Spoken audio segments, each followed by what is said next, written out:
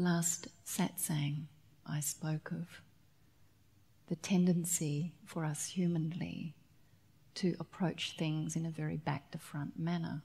That typically when we feel confused, when we feel challenged by life, it provokes within us the desire for an answer. We are compelled to want to make sense of what is happening, to have the answer, to know the right way, to know the right thing to do. And so we keep focusing. We keep trying to grab onto a focus. And we grapple around with all of the references we've already had with our mind. And ultimately, we all come to a point where we recognize this leads us nowhere, that those references are preconditioned and are limited.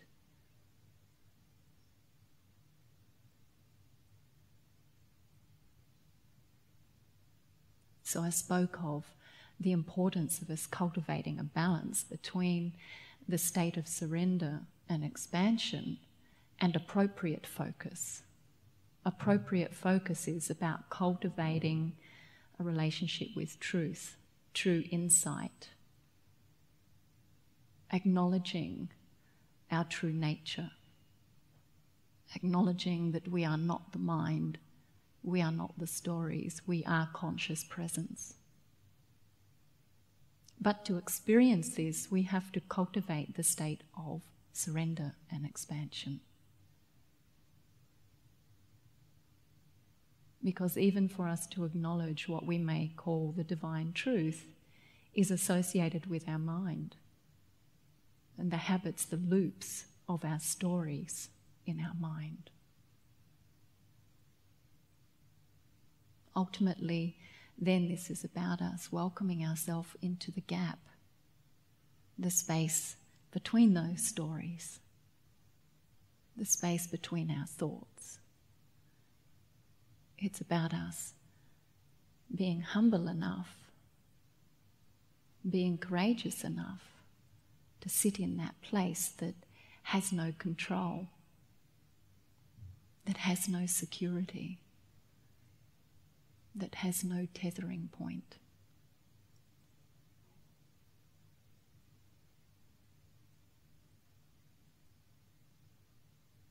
The beautiful thing is that when we do cultivate this space, we discover how loving it is. That within us is a profound love, a profound peace that belongs in this abode of silence, that is the source of all existence.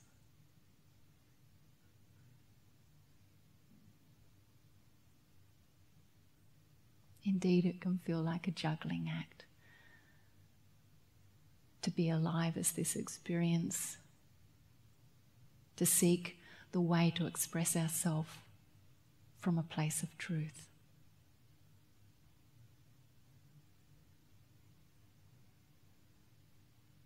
From a place of freedom.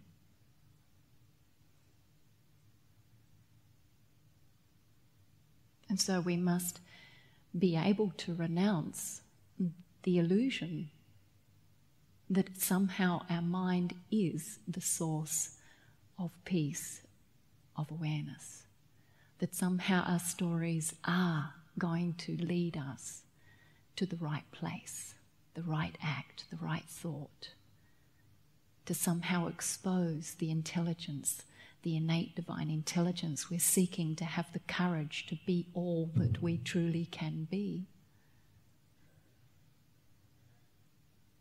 Yet as long as we are drawing on these stories, we are limited, we are incapacitated. The gap that I speak of is the all consciousness. That is the source of our supreme intelligence. Love intelligence.